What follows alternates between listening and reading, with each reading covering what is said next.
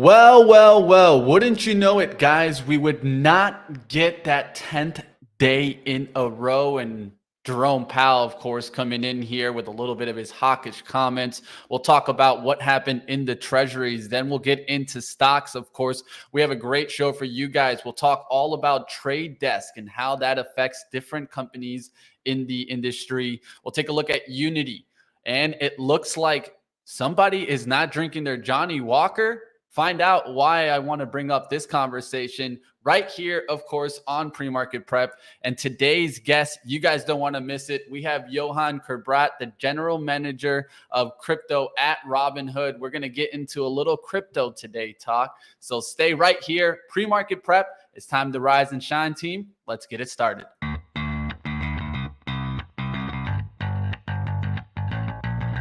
Coming to you live from downtown Detroit, this is Benzinga's Pre-Market Prep with your hosts, Joel Elconin. This is a volatile puppy here, isn't it? And Dennis Dick. I'm bidding a penny. I'd buy that stock for a penny. With everything you need to start your trading day.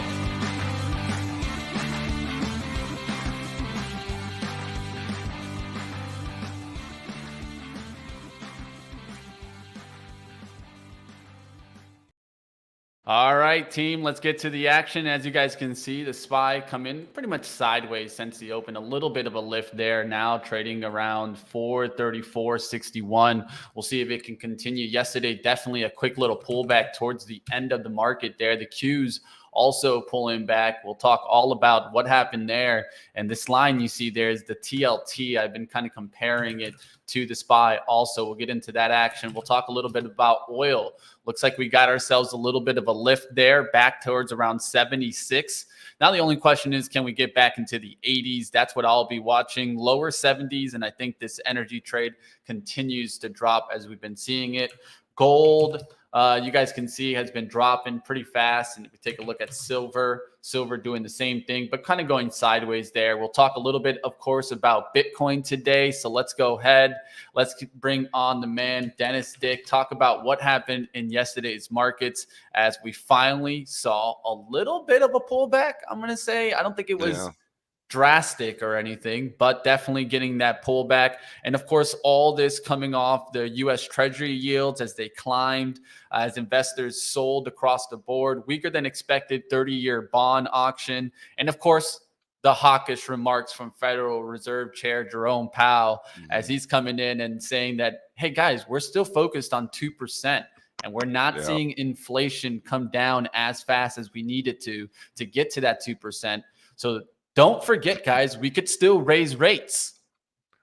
And this was a harsh reminder for the market here yesterday, because the market's been on, the rate cycle hiking is done.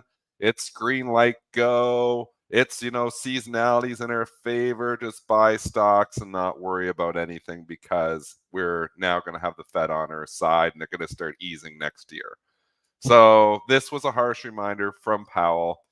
That F-bomb, did you see the F-bomb too that he dropped when the climate people started coming in? Is that real? I thought that was like AI generated. I don't know. It was everywhere. You think it wasn't? We think it wasn't real. Could be AI generated, I guess. But nowadays, they were talking about it everywhere. CNBC this is everywhere. why. So this is why we need. Real.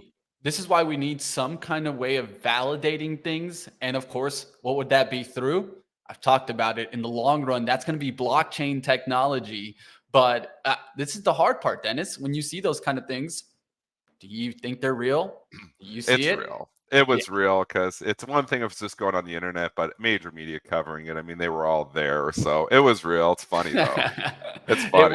It was. I mentioned it that, these protests, what do they think they're going to accomplish? I mean, there's no point in interrupting Jerome Powell.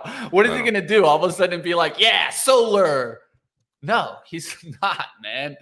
I don't know what they're trying to do there, but yeah, definitely that comment was interesting. The question of the day today, right? We've been talking about it for a while now, of course, with the Ackman bottom. So has the tailwinds of that Ackman bottom come to a pause after the recent moment yesterday with the 30-year auction? I mean, temporarily. The concerning thing for me in this market is that the TLT, yesterday had a bad day. And obviously that brought stocks down as well. But before that, the 3 days prior to that, it was doing pretty well, getting up testing the 90, and IWM is not participating. And I'm like, for 3 straight days, TLT went up, and for 3 straight days, IWM went down. So that separation happening there. And eventually that separation will occur, I believe, because I think, eventually there's a safety trade. We start going to recession, TLT becomes a safety trade, and stocks are not safe. So I'm worried that decoupling is already starting. So that's the concern. The one thing going is that tech is still strong. S&P is still strong. Obviously, the Magnificent Seven, very strong. I mean, NVIDIA closed green, I believe, again on the day. I mean, so you still have pockets of bullishness, pockets of bull market left, but the majority of stocks not participating here. Just doing a fun FinViz scan there yesterday, did on the S&P 500. And just looking at what is up on the year and what is down on the year. I did tweet this out as well, so if you want to see, but just basically S&P 500 up 13.7% on the year. But if you go and lift up the hood and look what's in there, 223 stocks positive on the year, 280 stocks negative on the year. So we're up 13.7% this year, yet we have basically 50, I don't know what that works out to, but 58% of stocks or something like that. Or actually, well, let's just do the quick math. I can't do that in my head. 28 divided by, my kid could probably do it. 28 right. Stocks making new lows, 77.9%. And then you see here on the SMA 50s, you see 66.2% below their 50 moving average. We're not even talking about the 200. No, I know. Recent action. So clearly, the action's still kind of bearish, even though the breadth it is better. And is this an opportunity? That's the question too. Maybe it is the opportunity to buy some of these stocks that are in the IWM, but it hasn't been. I mean, all year I've been trying to say maybe we can get a turnaround. With Craig Johnson on the show, calling for a bottom in the IWM. We've got Ryan Dietrich calling for a bottom in small caps now as well. So some people calling for it, but they've been calling it incorrectly here for a while because we continue to leak. 55% of stocks in the S&P. Stay away from the IWM for a second. The S&P 500, the biggest 500 companies in the U.S. 55% of them are down on the year. How many years do you have that you're up 13% on the year, yet 55% of your index is down? It's showing you how the broad market just has not participated.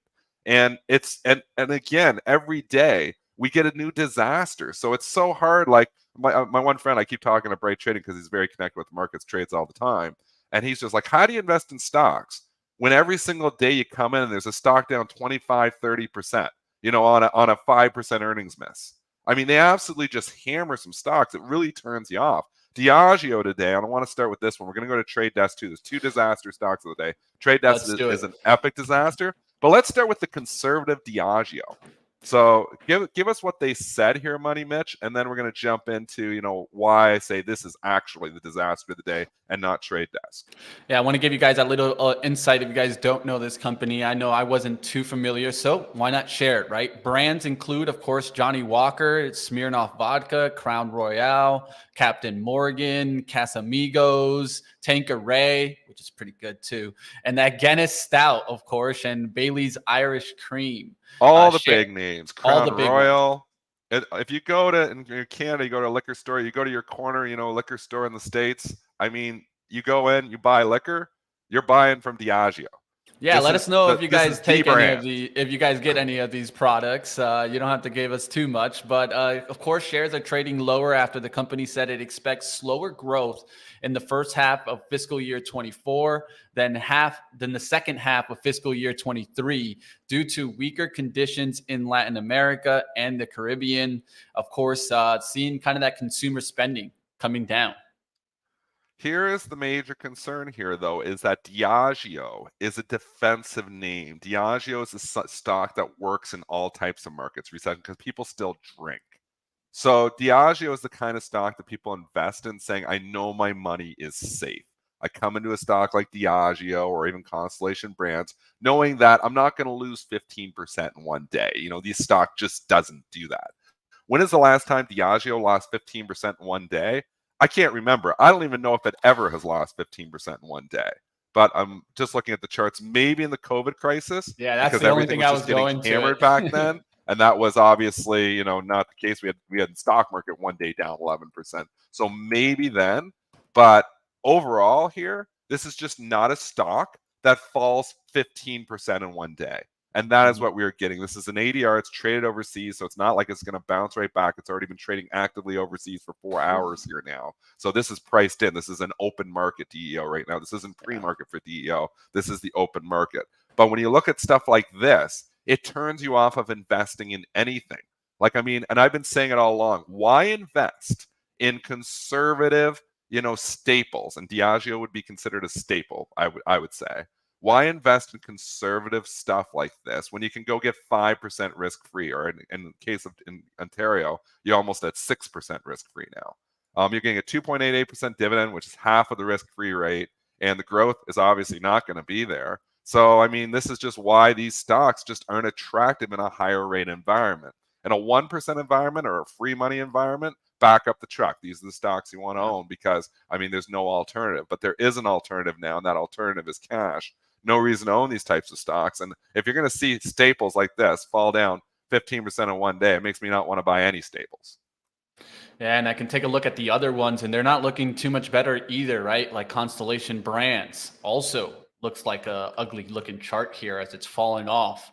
Come off And highs, held up well. But again, so I'm like, well, if Diageo can do this, what if Constellation does this? Constellation's down in sympathy here today. It's down $2 only. I actually offered down $3, so it's going to be a little bit worse than that. But I mean, very conservative. You know, we're not really, it's over in Europe. They're having their own problems. We're in America, not our problem. I mean, that's kind of what the U.S. markets are thinking here on this because it's not down much.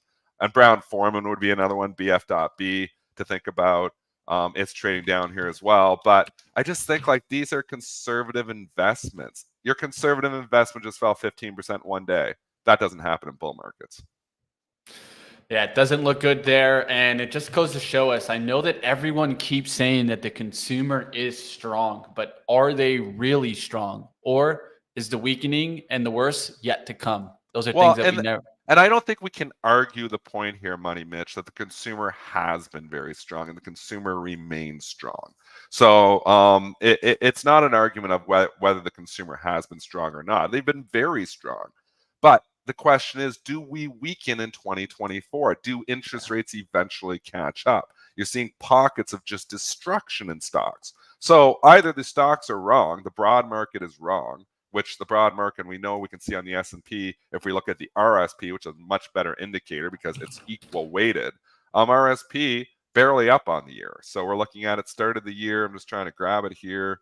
Start of the year around 140. Well, we're 139. So I mean, we're actually down on the year. So I mean, this is the overall S&P 500 when you don't have it heavily weighted to the Magnificent Seven. People say it's not just 7 stocks. They're wrong. The RSP proves that. It has been just 7 stocks. Take those 7 stocks out. And yes, Lilly's up, and there's other stocks that are up. But 280 of the 503 stocks, they say S&P 500. Why is it 503? Because you have 3 stocks that have 2 classes of shares. So that's why there's 503 stocks if you wanted to brain teaser for somebody in the stock market. That's why there's 503. But getting it back to it, I mean, the broad market has not participated whatsoever. It's why this market rally is so hated. If you're just a Magnificent Seven, you love this market rally and you laugh at everyone else that hasn't been in mega cap tech. But when you're just looking at the broad market here, completely different story. It's been ugly.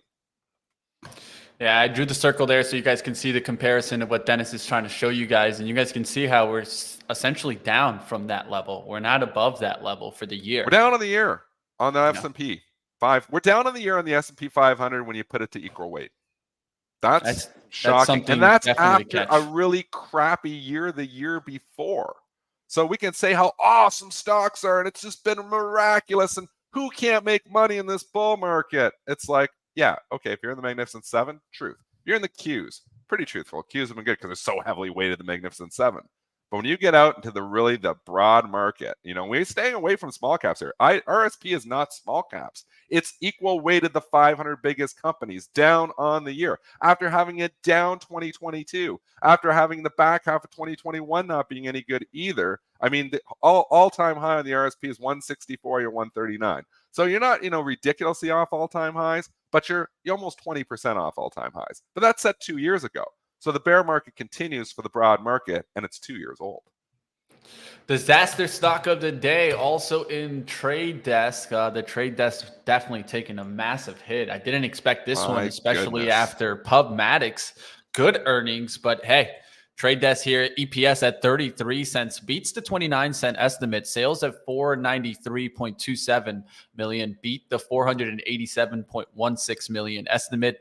But then when they see their Q4 revenues down to 580 million versus a 610.82 million estimate, down goes Frazier. They hit the Trade Desk hard, and this is going to affect different stocks in the industry. What could we see definitely take a hit based on this? Okay, so digital marketing, they help with obviously a lot of companies that will know. So you think, oh, Trade Desk, whoop-de-doo-dah day, small company, who cares? Meta uses them. Meta's going to trade down on this. Snapchat uses them. Snapchat's going to trade down on this. Google uses them. Google's trading slightly down on this. Roku, Pins, all trading down on this. Basically, Meta's the one I think of first. Meta got hit the hardest. It was down as much as $4 last night. It has bounced back with the overall market here. Not great news. The question is, this is a big technology stock. This is one, that a lot of people love. Does the dip get bought? I think at a certain point in time, I don't know, it's already kind of been bought to a certain extent because we were lower than this last night. Oh, it's a tough stock to call, and I don't want to be the person catching the falling knife. I do think that this stock should be on your shopping list at a certain point. Valuation, though, is tough here too because I don't know, is this company even making money anymore? Are they making a little bit of money? What's the earnings outlook looking like here, Mitch? Did they give an outlook? For Trade Desk? Yeah, for Trade Desk. Well, yeah, the revenues outlook was under the guidance. The Q4. No, but I'm just on the EPS. I was on the wondering. EPS. Let me see if I don't think I saw it. They gave revenue outlook, EPS beat. I mean, they're making money. It's there, but I don't know. It's hard. As part of me thinks like you should be looking at tech stocks on pullbacks because tech stocks are going to lead us out of this again. I think I'm done with the whole value trade. You can't go wrong with the PE at 12 because the PE at 12 goes to the PE of 8. So I mean, in a rising interest rate environment, all these value stocks have been value traps. So I feel like until we actually see the Fed, Powell, until we see Jerome Powell go on CNBC and say we're cutting rates, it's just you might as well ignore a lot of these other stocks. So the only thing that really works in this environment, in this higher rate environment, is tech. So it's tech stocks that I've been buying on dips. I bought Nvidia, SMCI. I bought another one last week. I can't remember which one it was, but I bought sold AMD. my SMCI, man. I sold that rip yesterday. Mitch, you're a trader though, so we gotta put two hats on. I buy and sell SMCI almost every single day. Guys, let me give you some background on this. Dennis and I were actually talking about this yesterday prior to the show, and Dennis is like, "Man, I'm looking at this as an investment. You're looking at it as a trade." Yeah. I'm like, "Yeah, I'm selling the rip today, probably." Of course you are. Yeah, and if I had it on for a trade, I'd be selling the rip too. Stock goes up $20 in literally 2 days or 1 day in this case. You take the money and run. Right? It's a take the money and run market. I'm trying to rebuild slowly a portfolio that I liquidated. I basically liquidated my portfolio in 2021. I was fully invested, had lots of stocks. At one point in time, I owned 100 stocks in my long-term portfolio. Like I'm basically a mini mutual fund at that point in time. 100. I owned 100 stocks. Think about that. I owned 100 stocks in my long-term portfolio. Yeah. I think in my long-term portfolio right now, I have about 18. So that's how much I liquidated everything. And we talked about that. And I correctly liquidated a lot of these stocks in 2021. I was worried about interest rates going up. And you know what? I sold the top on a lot of stocks. I'd missed. So some stocks kept going, like Microsoft kept going. Apple, I sold Apple in like the 175ers. I'm not too far off where I sold Apple. Google's kept going. Some of my tech stocks, because I owned them all, kept going. MasterCard kept going on me too, but there's a lot of them that have just collapsed and burned and died, and I sold those too. So, I mean, I need to eventually build back some of that long-term portfolio with stocks that I think are going to lead the next bull market. So I've highlighted Nvidia, so I've re-added that. Only a half-size position of Nvidia, but I will re-add probably the other half at a certain point in time. I wanted to have SMCI. I had it once, and I'm like, I don't know. And I'm like, you know what? It's an AI stock. I'm like, its valuation is high, but not insane. And I mean, you're not going to get any of these AI stocks at P's of 10. It just doesn't exist. So you've got to pay up a little bit there. But what I'm trying to do is slowly and carefully rebuild a portfolio that I liquidated a lot higher at markets quite a bit higher. Not all of them. I mean, the S&P in the last, so it's not like I'm, really done well. I would have really done well if I rebought it all back in October. But we've come up since then a year later. So, I mean, S&Ps are up at 460 just, recently here. And then if you go back further, obviously the all-time high was 479 back at the beginning of 2022. So I've sold stocks higher than here, but not that much higher than here. So part of me is like, I want to hold some cash because I'm not, again, my long-term portfolio, I had a bunch of preferred stocks. I sold all those because I'm like, well, if I can get higher rates, and risk-free, there's no point to owning preferreds. I sold all my, my staples. I had a lot of, consumer staple stocks because I was a defensive. I was like, I was kind of Warren Buffett approach. I had a little bit of growth, a little bit of defense, a little bit of that stuff. The main reason that my portfolio is so much cash right now is that I just don't have any staples. I don't have any preferred stocks anymore because I'm getting it in cash. So I'm getting that 5.75% risk-free, which is much better than getting a 5% dividend in a preferred stock, which is what I was doing in a 1% Yeah, 5% with risk versus 5% with no risk. Exactly. Exactly. So, and people asking, did I have to pay taxes? Yeah, I did actually. I had to pay a lot of tax on a lot of those gains. It was a main reason why I held a lot of them. I had a nasty tax bill for a lot of that. But again, you've got to look at your situation and just say, I am getting older. I've had some of these stocks in my portfolio. People think I'm just a day trader, but I had MasterCard in my portfolio for 17 years. So maybe not that long, 2000. Well, a quick one here, over Dennis. 10 years, well over 10 years. Quick topic here. Jay's bringing an interesting conversation about is good earnings. Should we be buying those ones? Should we be looking for the ones that miss, looking for them to come down? What do you think about the stocks that have recently reported, like HubSpot, that, was pretty high yesterday and just gets smacked right back down? Rivian being another similar stock. Yeah. What do these reports tell us? Or at well, least what are you here's seeing? the issue. For 7-8 days, we were buying dips aggressively. This market had been buying dips aggressively and not selling the rips. The stocks that ripped higher. It stopped 2 days ago. Rivian pretty much turned that around. Rivian was one stock that turned around, obviously gapping up and then giving it all back. But then you have HubSpot. Same story here. Like, this is just a serious key reversal, an ugly one. Stock was 480 in the pre-market, never even got close to that. Opened at the high of 465 and then tanked $50. So they're back to selling rips on stocks again. So bears regaining some control. But bulls are in control, bears are in control. Next day, bulls are in control. I feel like we're just chopping around. I feel like here's what's the case for the bulls. Short-term trading hat on now. Forget the long-term hat. Short-term trading hat on.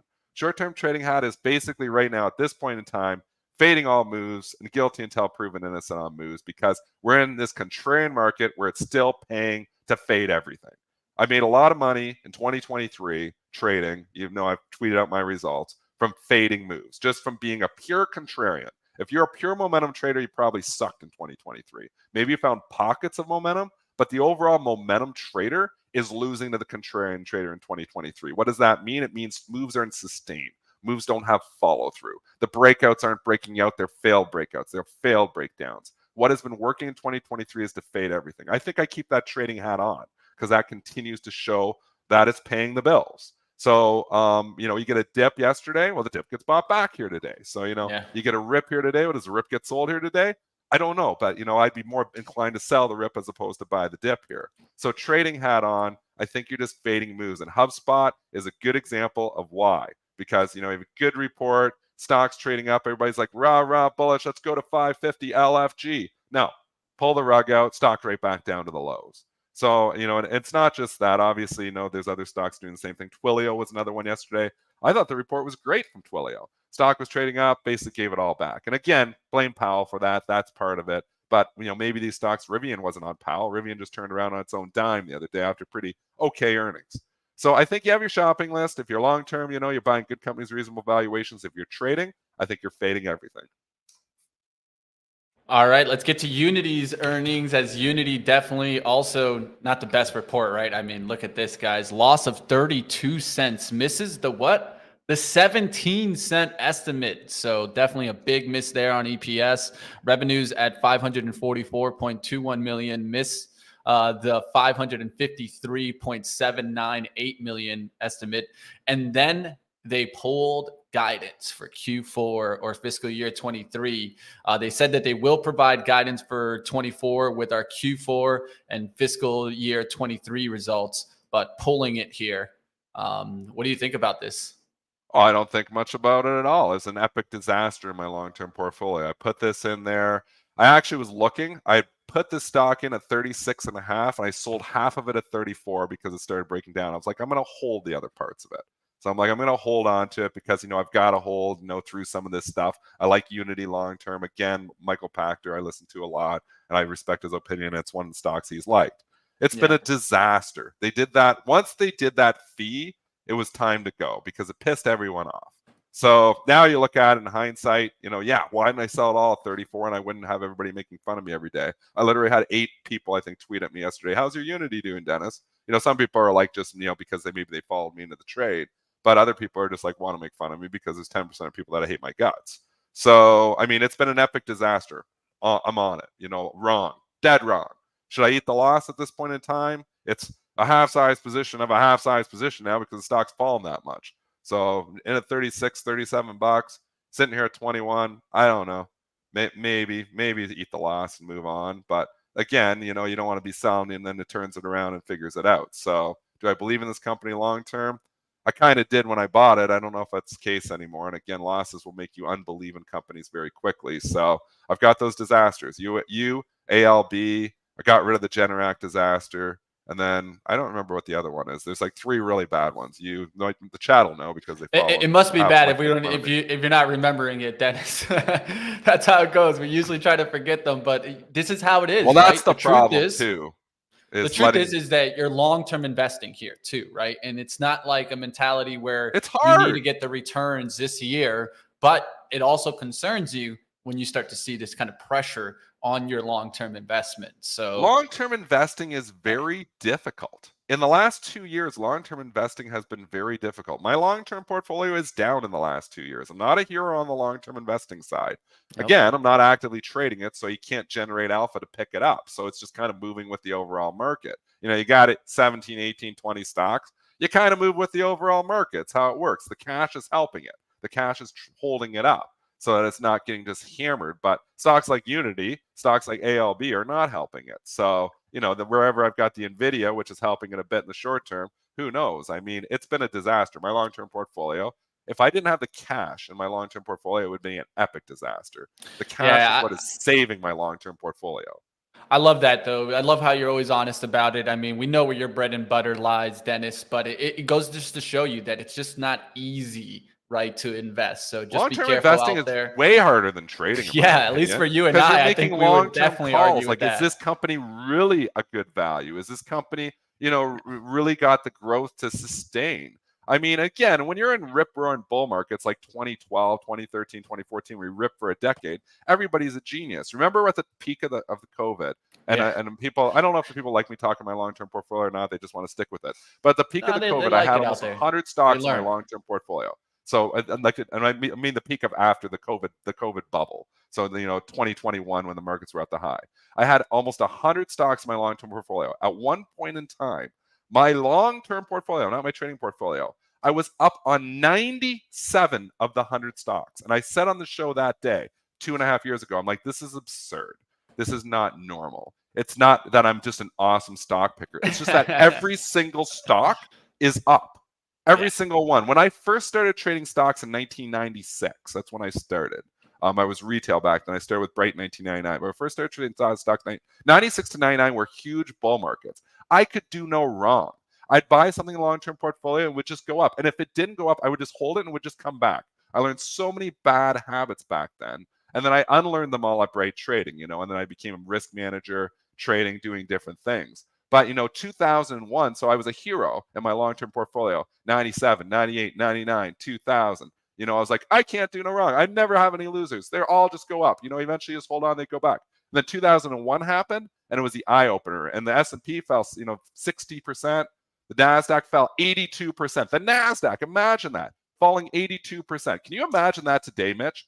If the NASDAQ fell 82%, that's what it fell in 2001. It fell 82%. The Qs fell 82% back in the year 2001, 2002. It took 2.5 years for it to do it, but that's an incredible fall. And we complain about an 8% correction or a 10% correction here. I mean, this is nothing, a blip on the radar. That's why I'm saying it could get worse. I've seen worse. In the financial crisis, stocks fell 66%, the S&P 500. So these crises do happen. I don't think we're going into that. I don't think that whatsoever. I wouldn't be buying any stocks.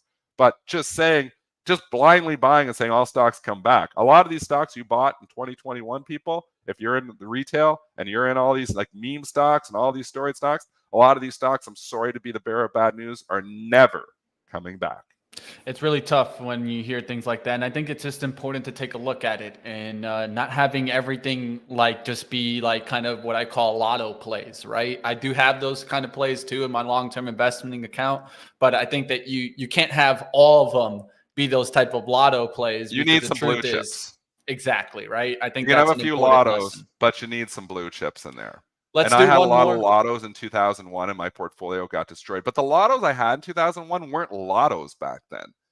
We didn't realize they were lottos because everything was just going up. So it was like the market caps of some of these stocks were enormous, and they just got killed. They killed everything. I mean, Amazon was down 98% from the highs.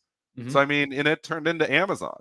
So it wasn't just like, oh, yeah, well, Amazon was. No, you had to take a 98% hit on Amazon to eventually get those tens of thousands of percent gains that you would get over the next 20 years. So some stock. But then you have the other ones that were all down 98%, like the pets.com. And then none of them came back. So you had to get lucky to pick the bookstore. It was the online bookstore that made it, not, the online pet store or the online whatever else was. Every 7-Eleven that put a website up there was worth $1 billion back then. It was absolutely crazy. Last one that I'll just give for you guys. I know you guys were looking at levels on Unity. So the only level that I have that I can give is this November 9th level of 21.22. So right now we're at like 21.87. Will we break that? That's something to keep in mind. That's the all-time low there for Unity. Wow, if it goes through that, yeah, if it goes through that, I can't touch it, right? So maybe I if don't you're know leaning off that level, but if it's I'm a in falling knife. Part of me thinks just to get rid of it. Then part of me thinks, well, I still think it's in the right space. I don't know if this company can figure it out. I think after that fee they put on, it was time to sell. Hindsight 2020, obviously it was time to sell.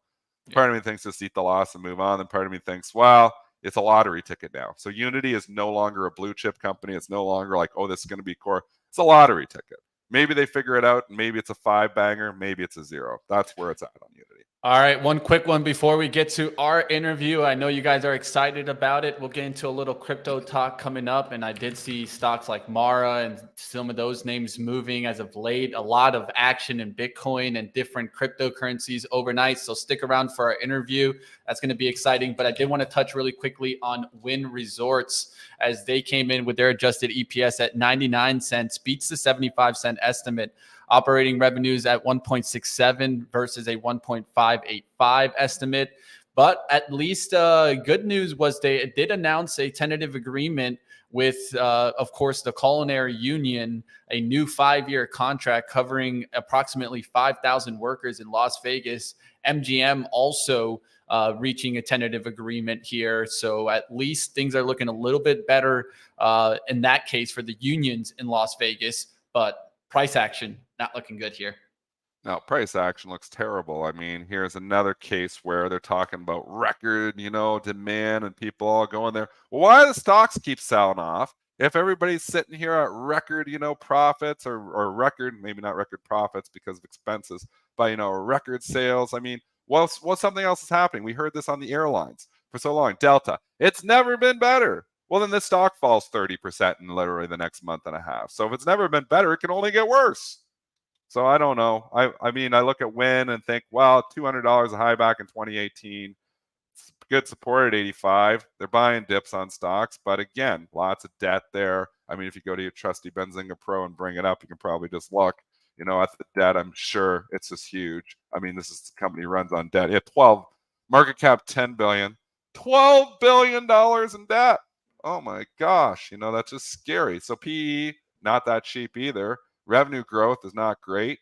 I mean, I don't see any reason to be here unless rates start to fall significantly. This is a pure rate play. Rates stay high, not good for Wynn. Rates start falling off a cliff, maybe buy it then.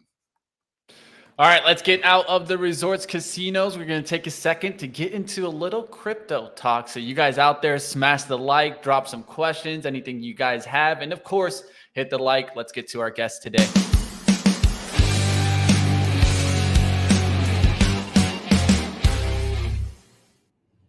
Johann Kerbrat, General Manager of Crypto at Robinhood. Let's get you right in the middle. Let's talk about what's going on. Last night, I was even looking at the crypto action. You know, the fun part about crypto, right? It never sleeps. So either it could be a positive for you or a negative, depending on how you deal with it. But it's good to see you today. Let's talk. Let's get right into the action, of course. The first thing I'd want to start off is so everybody can understand what you guys have is what are the range of cryptocurrency coins that are available on Robinhood platform? And the chat wanted to know, even before you came on, when will Solana be on Robinhood? So there you guys have it. We'll get right to the question. How are we doing today, Johann? Pretty good. How are you doing, Mitch, Dennis? Good to see you. Doing great. Let's get to the action. So everyone wants to hear about the cryptocurrency coins. And of course, you heard that comment. The chat wants to know about Solana, of course. Yeah, so we provide a pretty wide range of cryptocurrency. We have 15 on the platform, including one stable coin. We have a pretty long process to list cryptocurrencies, so it takes into account what customers want, but we also have a very dedicated process around technologies, security, compliance, legal, and all these things. So I can't tell you when a cryptocurrency will be live or not, but what I can tell you is that we already have 15 on the platform. And we're excited to keep expanding. As a quick follow-up, I did see on your recent post on Twitter that you guys just opened up offering in Nevada and that crypto is now available in 49 states. But I'm like, what's this 50th state? Which one are we missing here? Yeah, we are not available in Hawaii. Hawaii. Listen, Those Hawaii. Hawaii guys, they're not into it yet. but I was really excited to open to Nevada. It took us a long time, and now we are available in 49 states, so that's really exciting for us. That's awesome. Let's talk about some key features, of course, Robinhood Wallet and how it enhances the user's experience for traders. Yeah, so I think for us at Robinhood, what we want is to really give what customers are asking for, and there's a lot of feature in crypto and Web3 that are just way too broad for us to all support it within Robinhood, the main app. And so we wanted to give to customers a choice, and they can decide, for example, to self-custody on Robinhood, their assets, or self-custody on the Robinhood wallet, and then they have the control of their key. And Robinhood cannot access anything on their wallet. And with this wallet, they can also access to everything that Web3 has to offer. So there is a dApp browser where you can connect to any dApp. And I think what we've made very different on this wallet is we made it so plain simple for you to open an account on the wallet, control your key, and get access to all these Web3 features that we are really trying to remove all the barrier to entry into the Web3 space. Love that. And of course, the key features are really something that we're all looking for, right? Because we need to kind of get through the uncertainty in the space. But I love the expansion into the European Union. So you guys are just introducing out there. How do you anticipate this expansion will attract a broader customer base and contribute, of course, to increased revenues? Yeah, so the cat is out of the bag. Our CEO announced it during the earnings this week that we were going to expand in the EU. And it's a really exciting project for us. And as you can hear from my accent, I'm European as well. So, for me, it's also personally exciting. For us, the goal of crypto has always been to make it accessible to a broader audience. We think that crypto is going to be the financial framework of tomorrow, and more companies are going to run on top of blockchain technologies.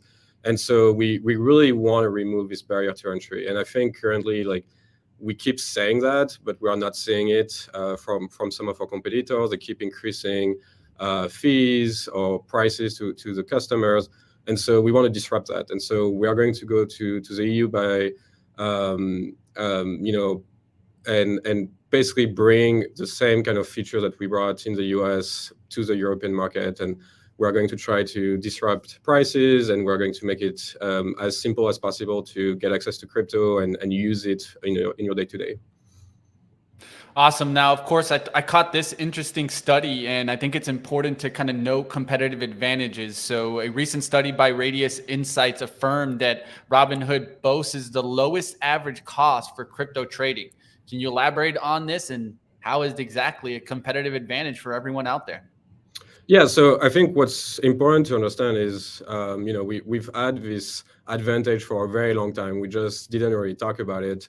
But when we were talking to customer, it's something that I love to engage with customer, understanding what are their pain points, what are they having trouble with. We realize that people have a lot of trouble to compare pricing between the different platform. And when you think about it, it's actually very obvious, because you have some companies like Robinhood that make revenue with rebates. There are some companies that have fees, some companies have fees plus a markup on the spread. And so it's very, very complicated to compare what you're actually paying. And what we are doing with this study is we are showing that at the end of the day, when you place an order on Robinhood, you get more crypto for the dollar that you spend on the platform versus the competition. And for me, that was really important, because we have this great advantage, and it's also helping our biggest customer base. We don't have a different rebate depending on the order size. So if you're doing a dollar cost average, or if you're doing a very small order of a few bucks, you will get the most crypto for your bucks, compared to other platform where if you're using dollar cost average, or if you're doing a small order, you're going to pay a higher fee than if you're spending more money. And for us at Robinhood, the mission was to democratize finance for all. And I think it's really, really important, because for all, it means everybody, not people with more money than the other. Johann, I just got a question about your latest earnings report. And in that report, cryptocurrency revenues did decline $23 million. Why do you think cryptocurrency revenues are declining? Is this just the environment that we're in right now, where retail maybe, has been hitting the stock market, maybe they're just turned off on anything? Do you see that rebounding? Do you see like the interest waning? Why is that? Yeah, I think at the end of the day, what I'm trying to focus on is on the long term. If you actually look at Robinhood Crypto, we launched at the top of the winter in 2018. So at the time, there was kind of a similar situation where there was a lot less interest into crypto. And what we decided at the time was like, let's focus on the long term. The crypto is very cyclical. And when people are coming back, or when there is more interest into the market, we want to be ready, and we want to have the feature that people are asking for. And so that's what I'm doing right now. To answer the question a bit more precisely, I think, despite the downturn in the market, we still managed to maintain a very strong hold on customer assets in terms of custody, and we also gain market share on the pairs that we support. And that for me is really what I'm looking for. Is I want to make sure that for the feature that we have, we're actually winning in the market. And when crypto come back, we want to be ready for that. Yeah, I love it. I always view it, and a lot of people in the Web3 space view it. This is the time to build, right? And be ready for that infrastructure, so that you can get on that next bull wave. And at least the price action that I've been seeing in cryptocurrency hasn't been hurting it for sure as of late. It's been a week.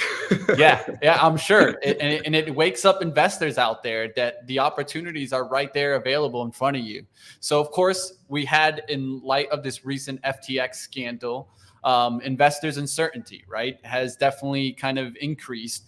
And that's understandable, right, as there was some bad players in this space. But how does Robinhood plan to fulfill its mission for building the safest and most trusted crypto platform for everyone out there to be able to use?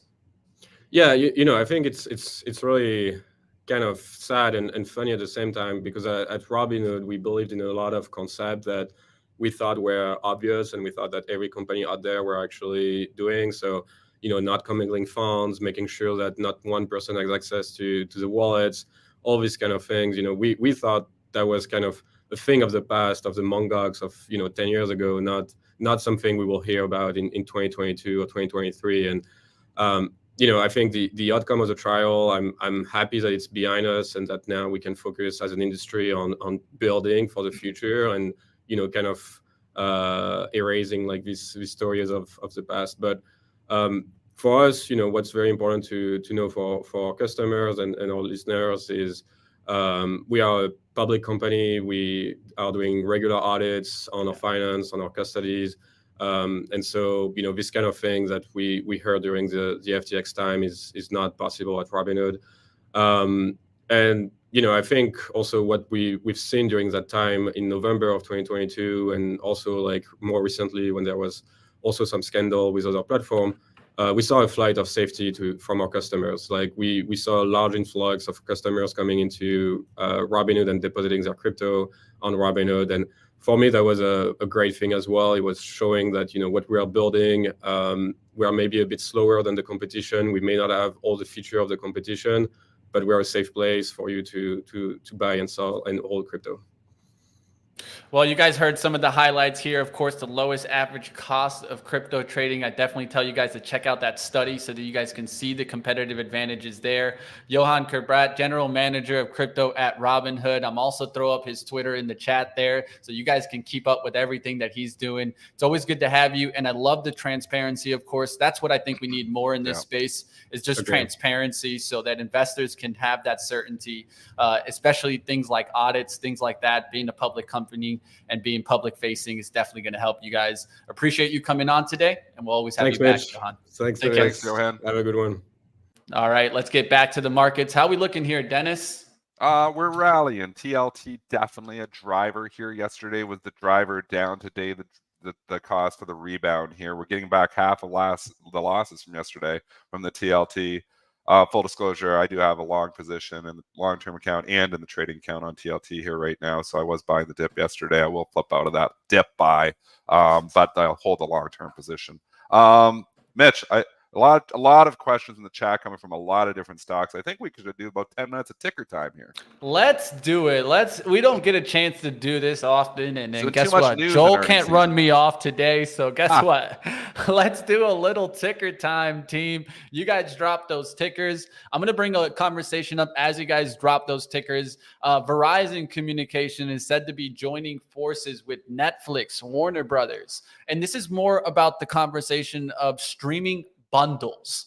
This is something that we need to think about in the future, right? Because as the cost cutting continues and the cable cutting continues, what's going to happen usually is it's going to be some kind of bundles. There's been plenty of companies that have tried to bring these companies together, but it looks like Verizon is being able to accomplish this. This came from the Wall Street Journal and Reuters reporting that they disclosed that Verizon has planned to offer an ad-supported version of Netflix and Warner Brothers for roughly $10 a month, when normally if you bought them both, you'd be paying $17.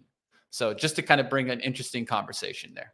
Yeah, and I'm just going to ignore all that conversation and just talk Verizon. Overall, it's just a bond, and it's a bond on a declining industry, and they're trying to figure it out. They're trying to like team up with other ones to come out because they can't figure out how to make money in streaming. The cash cow that has been obviously, the cable services and all the other, stuff that mobile and everything, is still the cash cow is mobile, but I mean, there's so many other of their businesses that are just under attack here. They're trying to figure out how to make money with streaming, teaming up, and nobody's been able to figure it out except Netflix. It's been a very nice run for Verizon here. It's run up 20% over the course of the last 6 weeks, not even the course of the last couple of weeks. I think it is now just another opportunity to sell. I've hated the stocks at 55.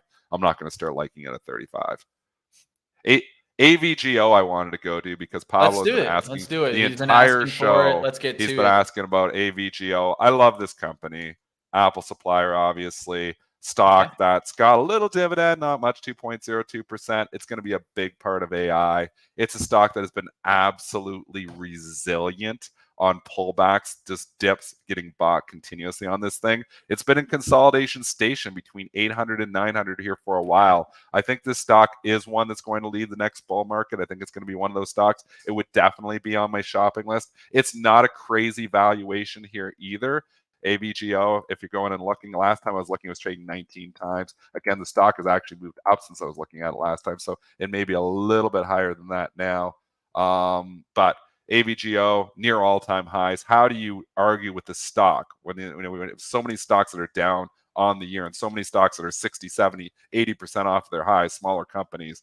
How do you argue with a stock like this? Unbelievable performer, unbelievable company. I'd be a buyer of pullbacks. Yeah, I'll be watching to see if it can clear the highs today. 923.67. You got 925.91. You also got a 923.18. So really to start getting back above that 21s, 23s will be looking pretty good here. And of course, you got on Thursday's high 29. So that's going to be a little bit harder to reach. We'll see if it can get through those resistance, and closing above 930s. That would look like a nice breakout on the daily. So we'll see what happens there on AVGO. Before you go to the next stock, a fantastic question happening from Red Bull Max. If I'm negative on Apple, how can I be bullish on AVGO? In the last 3 to 4 weeks on this show, I've clearly kind of said that I'm off the Apple bear train. And the reason for that is we've been talking about, it's the only luxury item with 0% financing here still. So I've kind of moved off of the Apple bear train. I was shorted at one time. I'm not short the stock anymore. It's, again, I don't like the valuation. It's not in my long-term portfolio because trade 28 times. I think Broadcom's about 20 times. That's the simple answer, is that Broadcom is just a more attractive valuation than Apple. But I tell you, Apple's still an unbelievable company. 28 times is too rich for me to put in the long-term portfolio, but it's definitely the kind of stock that continues to work even in a high-rate environment. Not saying go out and buy an Apple because it's valuation for me. So that's your answer. But from a trading perspective here, I just want to clarify, I am not bearish Apple anymore. I was bearish for a while. I can't stay bearish because you look at that balance sheet. It's got one of the cleanest ones out there. It's like, what do you invest in an interest rate environment that's, talking 6-7%, 5% on the risk-free rate. People are going and borrowing money. It's at 7 or 8%. What do you invest in? Companies that can offer 0% financing on their phones, and that's Apple. All right, let's get through some of these stocks. There's a lot of movers being mentioned here, so let's go ahead. Let's tick some of these off. Intel is one that I caught right off the top, so let's get to that one. We'll be a little bit quicker. I'm gonna take my lines off here so you guys don't see a million lines, but let's be a little bit quicker here. We'll see what happens. For me, Intel is all about this high here, this 40 high. Can you continue going above it? We've cleared the 37 spot, so that's kind of like support for me. And if that can hold, it actually doesn't look too bad here. Sentiment has turned for Intel. I thought about it at the 32 before the earnings report. Wish I would have bought it. Hindsight Capital 2020, again, it was great support. I think on dips, I think Intel sentiment has turned, although it's still not. I know it's been such a dog for so long. I mean, this isn't a 23-year bear market here, folks. It's in a 23-year. I believe the all-time high on Intel, I think, is 65. I'm going from my head. That was back in 2001. So if you've invested in this company for the last 23 years, you're still down 50% on your investment. That sucks.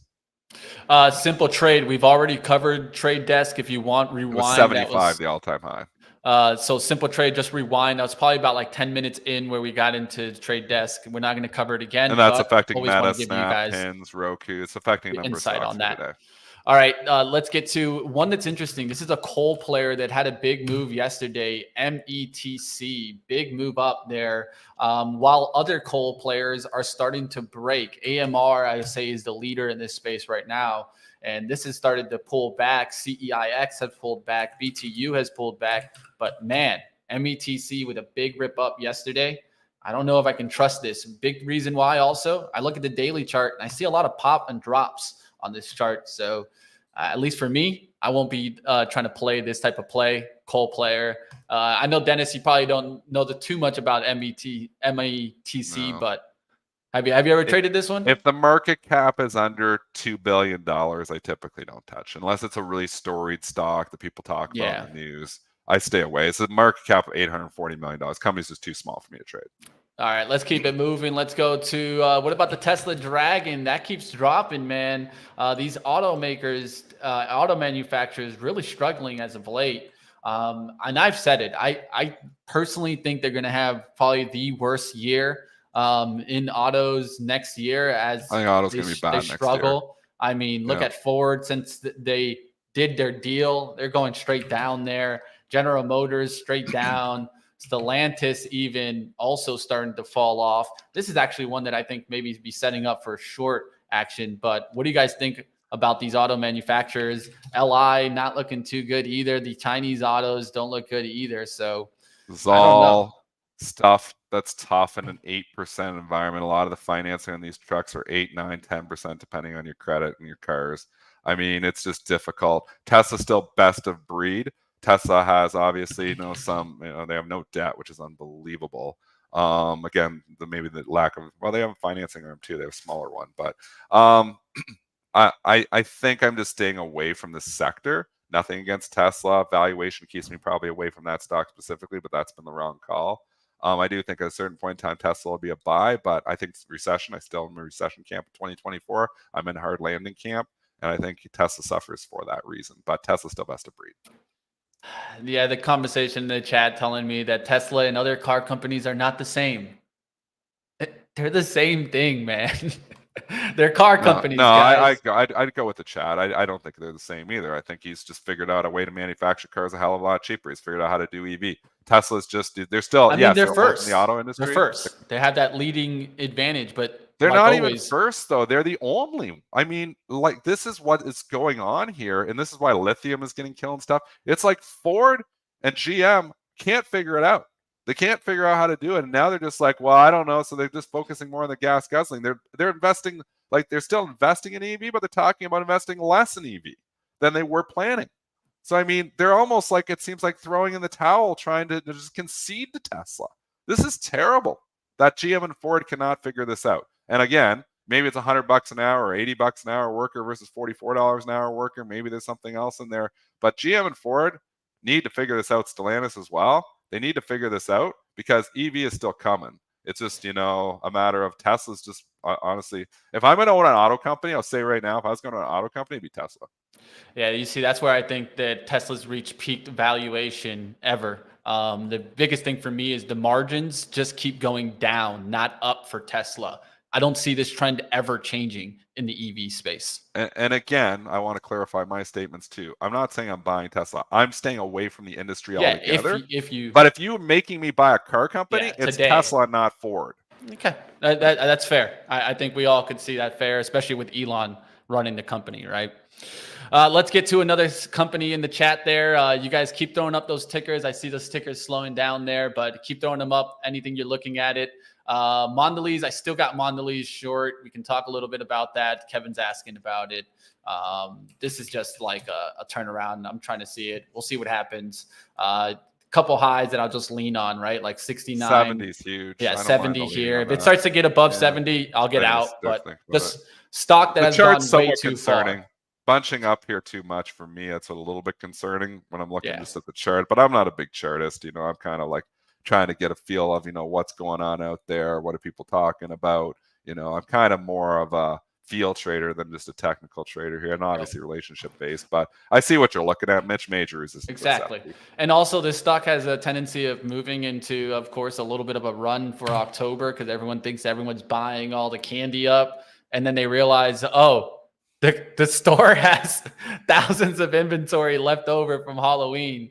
But what about this move right back down with Eli Lilly? Yesterday, healthcare definitely getting whack. XLV, you can see it also. I was thinking like, man, can that big move start to turn back the XLV? And look at the damage yesterday, right back down.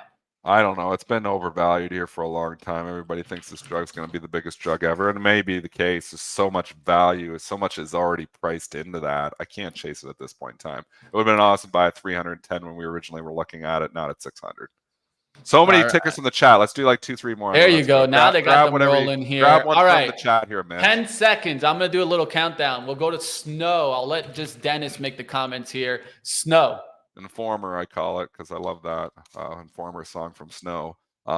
Good Canadian rapper there for you. It looks constructive. Again, valuations tough. Some of this stuff and reports are, and obviously it's already reported earnings, so maybe you're past that.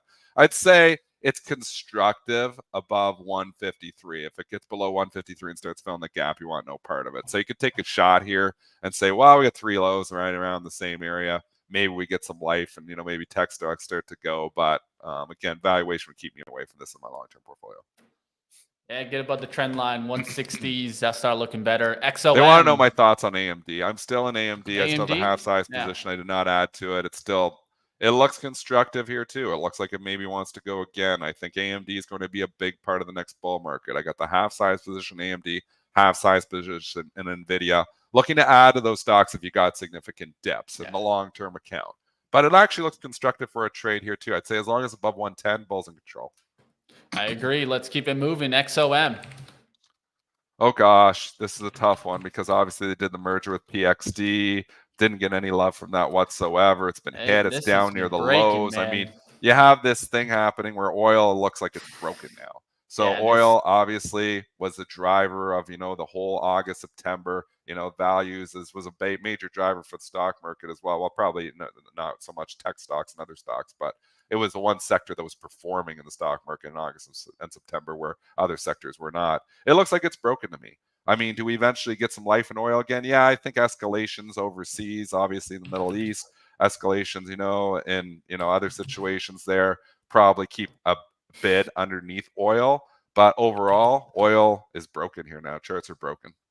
Yeah, I've been shorting Valero for a couple days now. We'll see if that can keep moving. That's a swing trade that I have on. But the XLE really looks concerning here, especially on kind of like a weekly basis. If you go to the weekly basis and you just draw like kind of like a trend line from this kind of bottoming action, look how we're starting to turn this around, and a lot of topping action right at the top. Not what I want to see right here. This looks like it wants to break.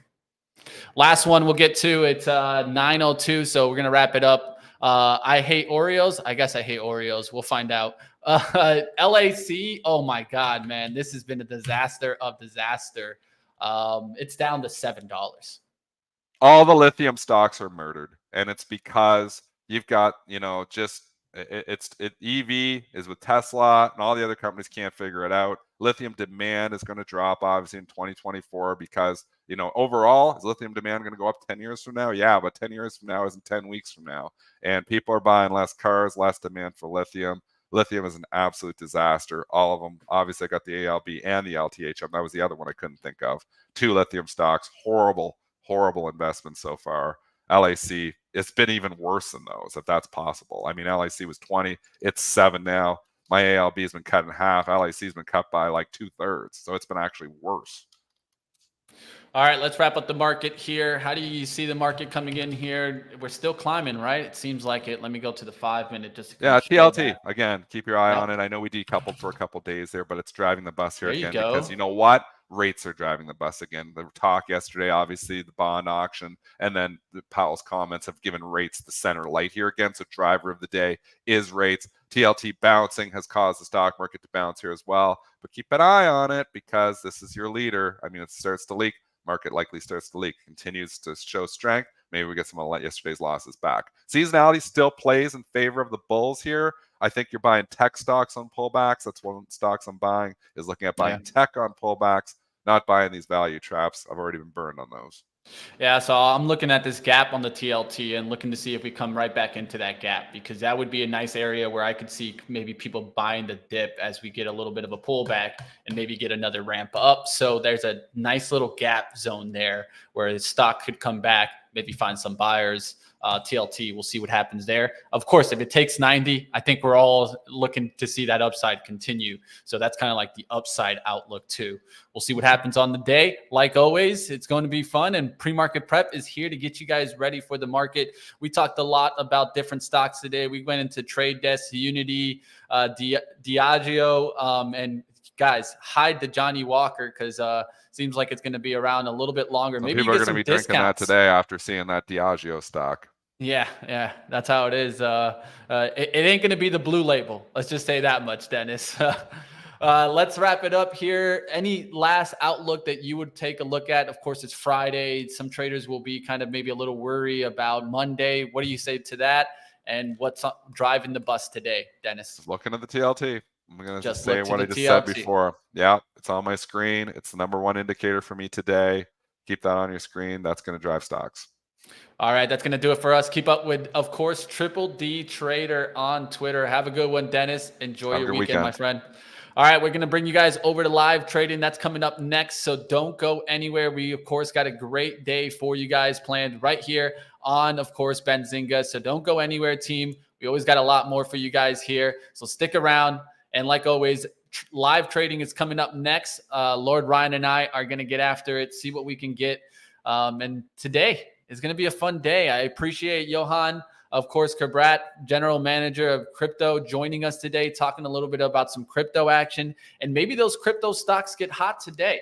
If you want to take a look to see if those stocks start to make a move, Mara, Hut, Coin, well, stick around, team. We'll definitely talk all about those on live trading. That's coming up next. Hit the like button. And if you're new to the show, hit the subscribe down below. What are you guys waiting for?